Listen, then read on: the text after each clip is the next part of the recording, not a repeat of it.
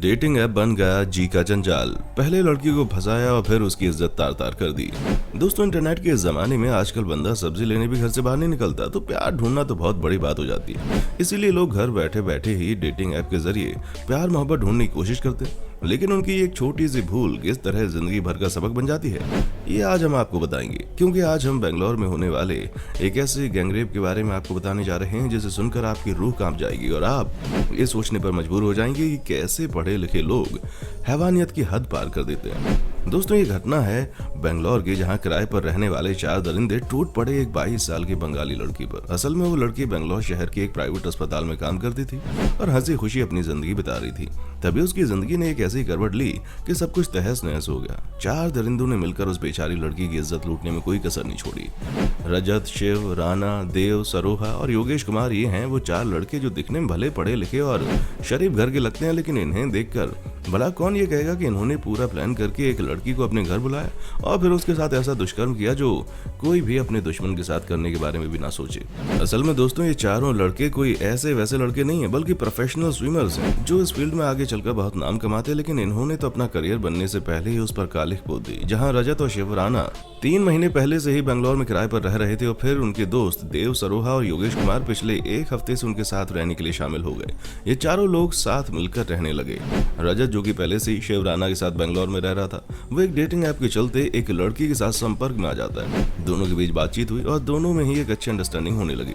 लड़की को लगा कि रजत एक अच्छा और नेक इंसान है, लेकिन उसे क्या पता था कि रजत के दिमाग में तो कुछ और ही खुरापा चल रही। कुछ दिनों तक रजत और उस लड़की ने आपस में बातचीत करने के बाद जब इनका मिलने का प्लान हुआ तो रजत ने उस लड़की को डिनर के लिए अपने घर पर इनवाइट किया और वो घर वहीं किराए का घर था जहां पर रजत के बाकी 3 दोस्त भी रुके हुए थे। लड़की ने अपने बयान में बताया कि रजत ने उससे डिनर के लिए पूछा तो लड़की ने बोला कि हम लोग कहीं बाहर रेस्टोरेंट वगैरह पर मिल लेते हैं, लेकिन रजत ने मना कर दिया और बोला कि अगर हम मिलेंगे तो मेरे घर पर, क्योंकि वहां उसने सारा इंतजाम कर रखा है। डिनर करने के साथ साथ फिल्म भी देखेंगे। लड़की ने पहले तो मना किया, लेकिन फिर बाद में रजत की इज्जत करने के बाद उसे मानना पड़ा, क्योंकि आजकल का तो कल्चर ही हो गया है कि हम पहली बार मिल रहे हैं तो हम मना नहीं कर सकते, वरना हम कूल कैसे दिखेंगे। और इन सब चीजों के बारे में सोचकर लड़की ने रजत के घर जाने के लिए हमें भर दी। यही उसकी सबसे बड़ी गलती थी, सिर्फ उस लड़की की नहीं बल्कि हर उस इंसान की जो इंटरनेट वगैरह पर किसी अनजान इंसान से मिलता है और उसे ऐसा लगता है कि ये तो उसके लिए परफेक्ट है, और फिर लोग आंख बंद करके इस तरह के लोगों पर भरोसा कर लेते हैं, जिसके बाद उनके साथ अलग अलग तरह के कांड होते हैं। किसी के पैसे लूट लिए जाते हैं तो किसी की इज्जत, और इस लड़की के साथ भी कुछ ऐसा ही हुआ। लड़की जब रजत के किराए के घर में पहुंची तो उसने देखा कि घर में 3 और लड़के हैं। लड़की बहुत ही घबरा गई और उसने घर से जाने की कोशिश की, लेकिन रजत और उसके सभी दोस्तों ने मिलकर लड़की को दबोच लिया और बारी बारी से उसके साथ दुष्कर्म किया। लड़की का कहना है कि ना सिर्फ उसके साथ दुष्कर्म हुआ बल्कि उसे गालियां भी दी गई, यहाँ तक कि उसे मारा भी गया। और ये सब कुछ 4 लड़कों ने किया है जो पूरी तरह से पढ़े लिखे और जिंदा सोच रखने वाले लोग हैं, जो प्रोफेशनल स्विमर हैं और आगे चलकर इसी तरह के लोग हमारे देश का नाम ऊंचा करते हैं। लेकिन इन 4 लड़कों के तो दिमाग में कुछ और ही खुरापात थी और उसी के चक्कर में आकर इन चारों लड़कों ने एक दरिंदगी की सारी हदें पार कर दी। ये दरिंदगी भरा काम कम से कम 2-2.5 घंटों तक चलता रहा। फिर मौका देखकर लड़की ने अपने कुछ लोकल दोस्तों को कॉल करके मदद मांगी। लड़की ने फोन करके उन्हें बताया कि उसके साथ क्या क्या हुआ है। लड़की ने साफ बता दिया कि मेरे साथ इस तरह की हरकत हुई है, तुम लोग जल्दी आ जाओ, मुझे नहीं लगता कि मैं यहाँ सुरक्षित हूँ। लड़की के फोन करने के कुछ ही मिनटों में उसके दोस्त उसे रेस्क्यू करने के लिए रजत के किराए के घर में पहुंच गए और लड़की को वहां से ले गए, जिसके बाद लड़की ने उसी रात जाकर संजय नगर पुलिस स्टेशन में अपने साथ हुई पूरी घटना पुलिस वालों को बताई। उन चारों लड़कों के खिलाफ शिकायत दर्ज करवाई। लड़की की शिकायत के बाद पुलिस की स्पेशल टास्क फोर्स ने शहर में उन 4 दरिंदों को धर दबोचा। लड़की का मेडिकल एग्जामिनेशन हुआ, जिसमें यह पता चला कि उसके साथ चारों लड़कों ने मिलकर इस तरह की नीच हरकत की है और इसी के बेसिस पर उन चारों लड़कों को पुलिस ने अंदर कर दिया है। दोस्तों, बेंगलोर में होने वाले इस कांड से हमें 2 चीजें सीखने को मिलती हैं। पहला तो ये कि सोशल मीडिया और डेटिंग ऐप पर कभी भरोसा नहीं करें, और कब यहाँ कौन किस तरह का रंग दिखा दे कोई भरोसा नहीं है। और अगर आपको किसी से मिलना भी है तो किसी ऐसी सुरक्षित जगह पर जाएं जहाँ आपके अलावा भी बहुत से लोग हैं और आपको कोई खतरा ना हो, फिर चाहे आप लड़का हो या लड़की।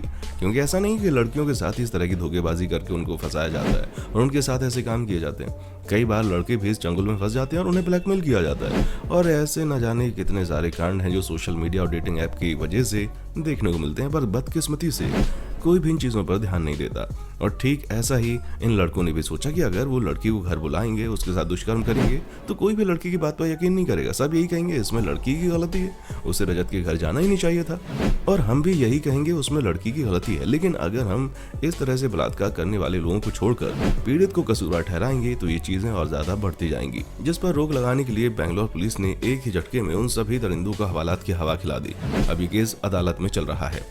इस कांड से दूसरी बात ये सीखने वाली है कि इंसान चाहे कितना भी पढ़ा लिखा क्यों ना हो, जब उसे ये यकीन हो जाता है कि उसके द्वारा की जाने वाली चीजों पर कोई ध्यान नहीं देगा, तो वो ऐसी हरकत पर उतर आता है जिसका आप सोच भी नहीं सकते। इसलिए कानून का खौफ होना बहुत जरूरी है। अगर इन लड़कों को कानून का खौफ होता और इन्हें ये रत्ती भर भी भनक नहीं होती कि कसूरवार लड़की नहीं है बल्कि इन लोगों को ठहराया जाएगा कसूरवार, तो ये कभी भी अपना प्रोफेशनल करियर खराब करके इस तरह की नीच हरकत ना करते।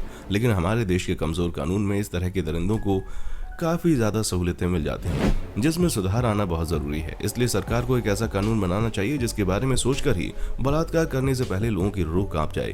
ठीक वैसे ही जैसे सऊदी अरब में सरेआम लोगों का सिर कलम कर दिया जाता है, क्योंकि हमारे भारत में बलात्कार चौथा सबसे ज्यादा किया जाने वाला अपराध है। और अगर हम थोड़ा सा आंकड़ों की बात करें तो नेशनल क्राइम रिकॉर्ड्स ब्यूरो के मुताबिक भारत में हर दिन लगभग 90 महिलाओं के साथ जबरदस्ती दुष्कर्म किए जाते हैं। यानी कि हर 1 घंटे में किसी की बहन, बेटी या किसी की पत्नी की इज्जत के साथ खिलवाड़ होता है। अगर आप रजिस्टर्ड रेप केसेस की संख्या देखें तो पिछले 40 सालों में 900% तक ये बढ़ गई है। अब आप सोच लीजिए, जितनी तेजी से देश का विकास नहीं हो रहा उससे कहीं ज्यादा तेजी से तो यहाँ पर बलात्कार हो रहे हैं, जिस पर लगाम लगाना बहुत जरूरी है, वरना देश आगे बढ़े ना बढ़े जुर्म के अंधेरे जरूर आगे बढ़ जाएंगे। आप सबको क्या लगता है, बलात्कार करने वाले लोगों को क्या सजा मिलनी चाहिए? क्या उन्हें फांसी पर लटका देना चाहिए या फिर सरेआम उनके हाथ पैर काटकर उन्हें ऐसी सजा देनी चाहिए कि कोई भी दुनिया में बलात्कार करने के बारे में ना सोच सके? अब आपका इसके बारे में क्या कहना है, कमेंट सेक्शन में आकर बताएं। और इसी तरह की दिमाग को हिला देने वाली वीडियोस को देखते रहने के लिए चैनल को सब्सक्राइब करना बिल्कुल ना भूलें। देखने के लिए शुक्रिया। दोस्तों, आपको स्क्रीन पर 2 और वीडियोस दिखाई दे रही हैं, जिसे देखने के लिए स्क्रीन पर क्लिक करें।